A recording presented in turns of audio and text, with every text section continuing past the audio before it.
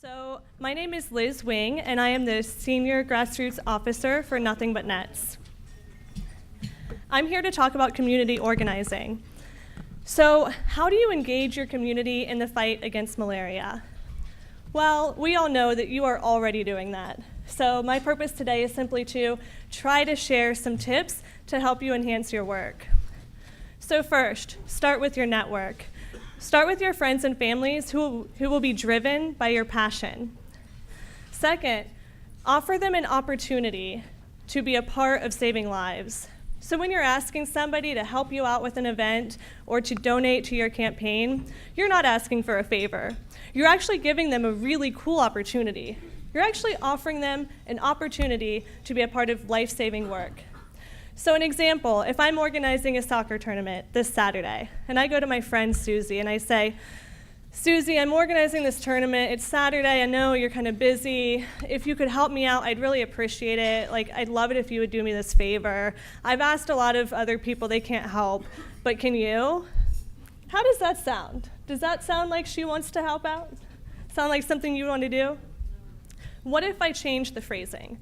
What if I said, Susie, this Saturday, I'm hosting a soccer tournament. I'm going to bring in 100 people from the community, and we're going to raise $2,000. That's going to send 200 bed nets to Africa to save lives. Are you in? What do you think her response is going to be then? All I did was shift the ask. So offer them the opportunity to be a part of life-saving work. Third, meet them where they are. So some people are really comfortable fundraising, but some aren't. Some people are really good at social media. Some people would be really good at your congressional meetings. So figure out people's strengths and play on those. And the most important one, as we all know, many hands make light work. So none of us can achieve this on our own, but we can all achieve big things when we engage our community. So I want to introduce what's called the snowflake organizing model. Yes, there is a model for what we do. And this was created by Marshall Gans when he was at Harvard University at the Kennedy School. So it was first implemented with the United Farm Workers. And then in 2008, the Obama campaign actually hired him to develop their grassroots organizing model as well. So it looks like a snowflake, and as you can see, it starts in the center with one person, but it depends on other people to drive in greater change. So you see the purple dot in the middle. That person is talking with the yellow dots, and the yellow dots are talking to the blue dots, and the blue dots are talking to more. So the idea is, with one, you can build to many. Now, Facebook used this organizing model. Other companies use this organizing model. How did Facebook get from one campus dorm room to 1 billion users? It did not happen overnight, and it was strategic. So first, they reached out to Ivy League schools, and they looked into communities, and they went to states where they could bring in community colleges and Ivy Leagues and other universities and get those folks on board. And then they're bringing their siblings on board and their mothers, and then the grandmothers get on Facebook. And that's what's happened over the years, right? It was a snowflake organizing model, and we do this too. So at Nothing But Nets, we do it, and this summer with JCI, during the Buzz Tour, we did it. So quick example with Nothing But Nets. How does Nothing But Nets raise $4 million and hold 200 congressional meetings in 1 year? It's not me, and it's not even Chris Helfrich, our director. It's actually all of you. So Chris is in the middle, and he's leading a team that helps provide tools and messaging and assistance to you guys. You guys are the yellow dots who are driving change. You're organizing events in your communities. You're working within your organization to reach out to grassroots supporters. So we're only as strong as you are. Now this summer, we worked with JCI USA on a Buzz Tour. Crystal Ramsey Dice and her family traveled to 20 states, and they raised $50,000 and had 102 congressional meetings. Crystal's up here in the front, and you'll be hearing more from her later. But was it Crystal that did that? The answer is no. She led the charge. But it was the great organization of JCI that made it happen. So she got to work directly with state presidents, and those state presidents worked with their local presidents. And across the many people that were engaged, we were able to achieve big things in a short amount of time. So, now we've heard from you all. And when it comes to organizing events, you are the most creative. You come up with ideas that we could never dream of, and we heard you. We heard that you're donating your birthday, Naomi. We heard that you're doing creative things like holding yard sales, making bracelets, and collecting bottles to send nets. We know that you're organizing soccer tournaments and basketball tournaments and 5K races to send nets. And that is why we launched these initiatives. That is why we did it. Because we heard that you need the tools and the resources to help expand your work. So we launched Donate Your Birthday, and it really was because we saw the success of Naomi. Now that campaign has already taken off. We launched it just this year, and we reached out to our supporters, our base, and said, pledge your birthday this year. 750 people pledged their birthday. We have raised over $20,000 already. This is year number 1. We cannot wait to expand on that next year, and you all are going to be a part of that. Now, when it comes to Create for Nets, we heard about the creative things that people were doing. So we said, let's build a program so that we can provide the resources to them. We constantly hear about Sports for Nets engagement across the country. We hear about soccer tournaments and basketball tournaments that are taking place all over the country in every kind of community. So we launched websites under these campaigns. We launched an online peer-to-peer fundraising platform and other tools to assist you. So Dan Skalman, your Nothing But Nets contact, will be working with you over the next months to help expand on your programming with these tools. A couple other examples.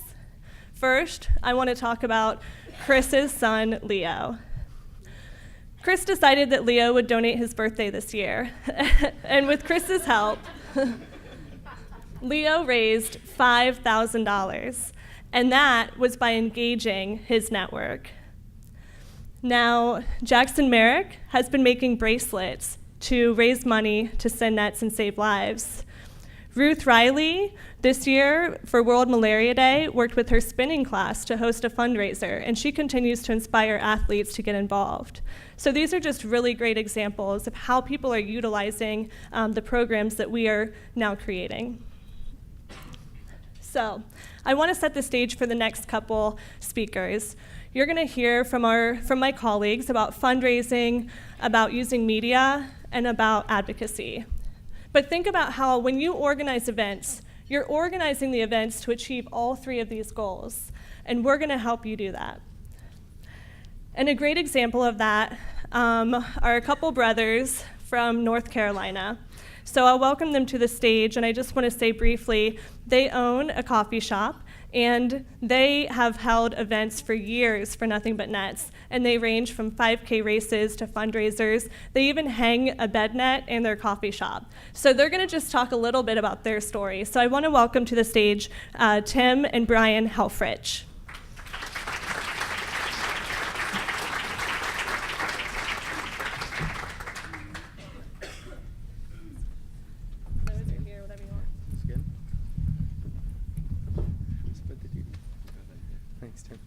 It's a privilege for Tim and I to be here today among all of you. We were thrilled to be invited to be champions of Nothing But Nets and hope to continue to do a lot of the work that we've been doing over the last couple of years, like Liz said. We can speak probably best about how to engage your community through event-based programming. I think that going back to what earlier today, we talked about the goal of Nothing But Nets, and it's finding ways to get your community engaged.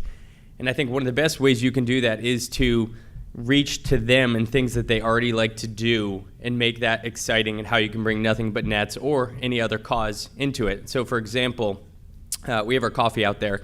Everyone drinks coffee. Everyone buys coffee. So if you can partner that with Nothing But Nets, that's something we did on the grassroots level. But on a bigger scale, we host a series of running races. And knowing that our demographic is young and active in our customer base, we decided to put on a running race for Nothing But Nets. And, it's not even the idea that these people didn't care about Nothing But Nets before. It's that they didn't know. And so it's getting the information out to the people and finding ways to do it.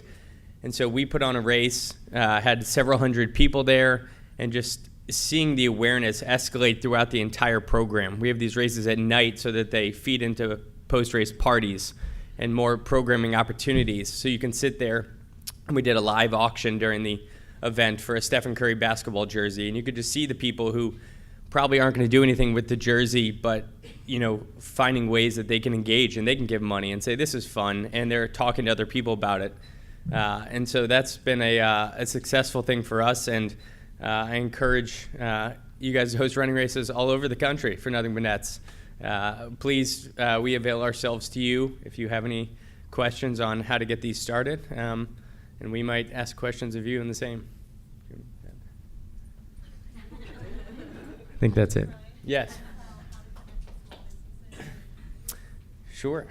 Liz is asking if I can talk about small business engagement in the community, and we spoke briefly before this about, as owner of small business, what is the benefit to an organization like us to put in the time and the energy, and besides the obvious that philanthropy is something that's important and that's meaningful to us, I do think that for any small business owner, engaging with your community on a brand awareness level and on an events level, bringing people in the door that ordinarily wouldn't come into a coffee shop because now they're coming for a running race. And there is a benefit to a small business to partner with a great cause and put yourself out there a little bit, diversify your business, diversify what you stand for. And I think there's room for any sort of business to host any sort of event and make it fit into what you're trying to do in the grand scheme of things. Thank you.